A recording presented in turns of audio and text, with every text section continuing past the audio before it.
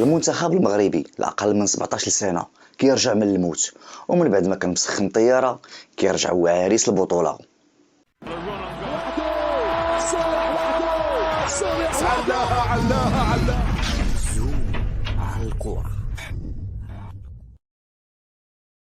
المنتخب المغربي الأقل من 17 سنة بقيادة باها من بعد ما خدينا لقب كأس إفريقيا لهاد السنة. تأهلنا لبطولة كأس العالم اللي منظمة في قطر، وجينا في مجموعة اللي ما كانش سهلة، المجموعة الثانية واللي كانت كتجمع اليابان، البرتغال وكاليدونيا الجديدة. بطبيعة الحال من بعد الإنجازات اللي كتحققها الرياضة المغربية، ومن بعد الإنجاز التاريخي اللي حققه المنتخب الوطني المغربي في كأس العالم قطر 2022 باحتلاله المركز الرابع، وكيبقى أكبر إنجاز هو اللي دارو المنتخب ديال أقل من 20 سنة في الشيلي واللي خدا لقب كأس العالم. هذا الشيء اللي عطانا حافز كبير وامل ان المنتخب الاقل من 17 سنه غادي يدير شي انجاز في هذه البطوله ديال قطر.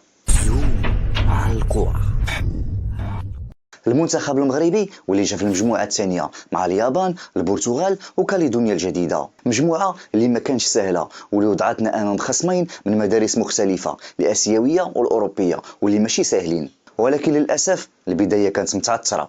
اول ماتش لعبنا مع اليابان خسرنا ب2-0، الماتش الثاني مع البرتغال خسرنا ب6-0. كاملين تصدمنا باداء المنتخب وفقدنا الامل في التاهل، ولكن بالجرينتا والعزيمه وبالنفس المغربيه الحاره المنتخب الوطني المغربي كيقلب الطاوله في الماتش الاخير ضد منتخب كاليدونيا الجديده، في مباراة اللي كانت ملحمية واللي دخلت التاريخ كأكبر نتيجة في مباريات كأس العالم. استطاع المنتخب الوطني المغربي أنه يفوز ب16-0 ويحافظ على بصيص الأمل في التأهل كأفضل ثالث. وداك الشيء اللي كان المنتخب المغربي رجع من الموت واستطاع أنه يدوز كأفضل ثالث ويدوز الدور الثاني.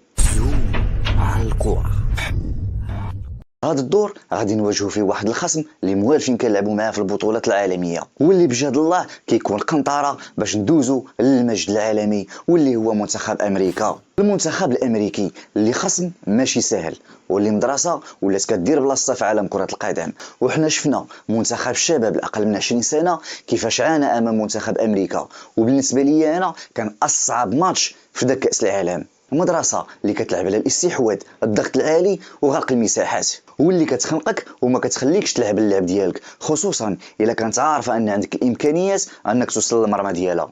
منتخب امريكا اللي لعبنا معاه في اولمبياد باريس 2024 واللي ربحناهم ب4-0، واجهناهم في كاس العالم للشباب اقل من 20 سنه وربحناهم ب3-1. غادي تجمعنا الاقدار من جديد في كاس العالم الاقل من 17 سنه.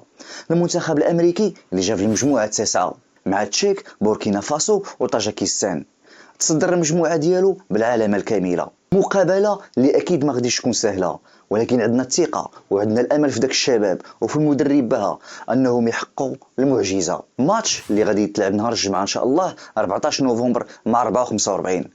فكنتمنوا ان هذا النهار مبارك يكون فاعل الخير علينا، وان الفرحه تكون دائما مغربيه. كان معكم وليد مذكور على قناتكم زوم على الكره. السلام عليكم.